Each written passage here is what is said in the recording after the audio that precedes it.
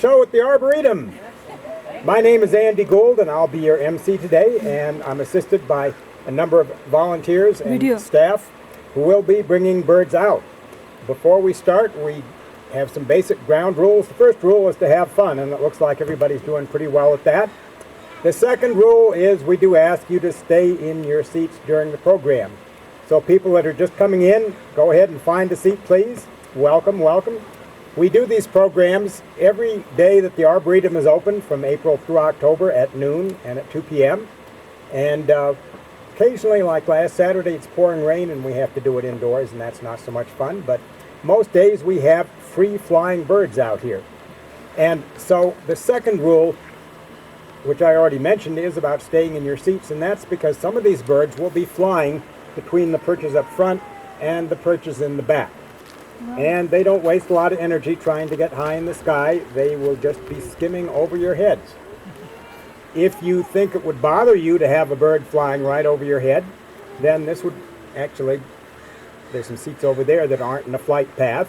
Or if you would prefer to be in a flight path and you're not, this would be the time to get yourself positioned.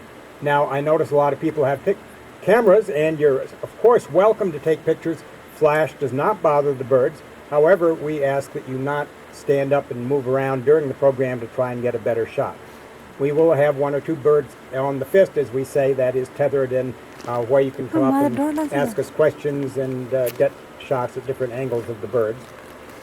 And that's after the program. But during the program, please stay seated. It really upsets the birds if people start popping up right and left. They've got their flight plan in mind, and that's what they're going to do.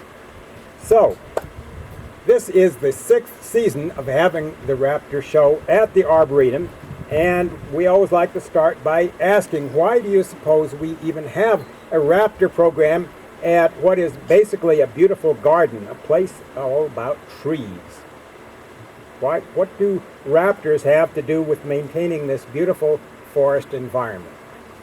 Yes? Pardon me?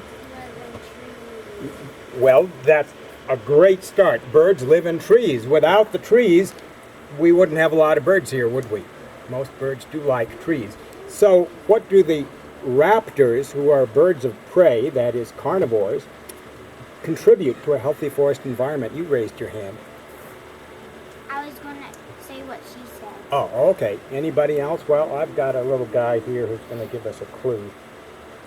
These guys could get to be a problem. Rodents. Nature has a way of controlling the population of rodents, and rodents, by the way, we include rabbits as rodents. Some of us don't think of them as rodents, but if you look at those big front teeth, oh yeah, they are rodents.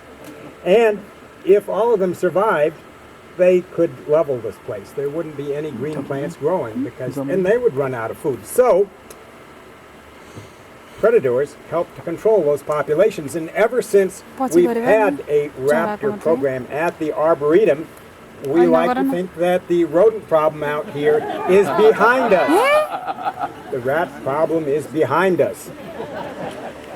And in case you're worried, those rats are pet rats. They are not going to be fed to the birds. All of the birds would be happy to make a meal out of them if they had a chance.